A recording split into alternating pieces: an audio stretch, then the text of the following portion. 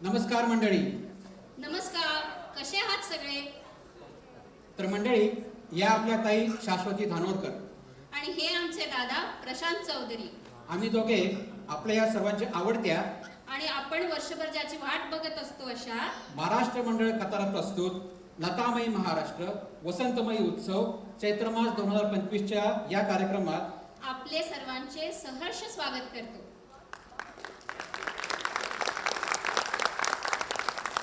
धन्यवाद. मंडळी, मला वाटतं आपल्यातील बहुतेक सर्वच जण स्वातंत्र्य भारतातच जन्माला आले असतील, नाही? आणि आपल्या स्वातंत्र्य लढ्याच्या आणि स्वातंत्र्यवीरांचा इतिहास आपण शाळा कॉलेजांमध्ये अभ्यासला आहेच. पण त्या काळच्या कलाकारांच्या आणि कलांबद्दल आपल्याला फारसं माहिती नसतं. आपण फार मागे न जाता आपल्या भारतीय सिनेसृष्टीच्या जन्मापासून सुरुवात करूया. कोणी सांगू शकेल का भारतातला पहिला सिनेमा कुणी आणि कधी निर्माण केला ते? एनीवन?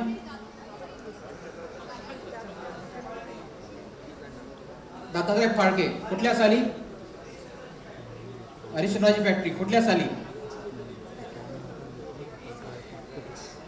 1913. अगदी बरोबर. काय सुजाण प्रेक्षक लाभले आपल्याला आज.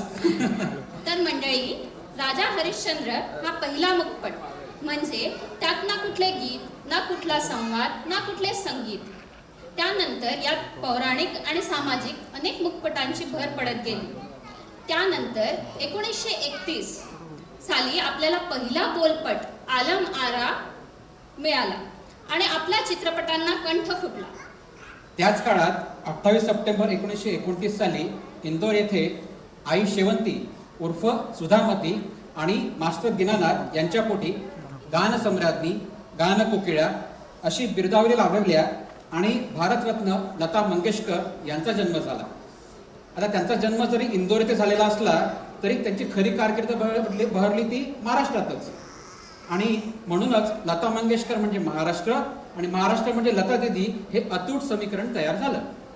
अच्छा, त्यामुळेच आज लता मंगेशकर यांच्यावर आधारित महाराष्ट्र दिन आणि चैत्र मास कार्यक्रमाची संकल्पना घेऊन आपले महाराष्ट्र मंडळ इथे आले आहे.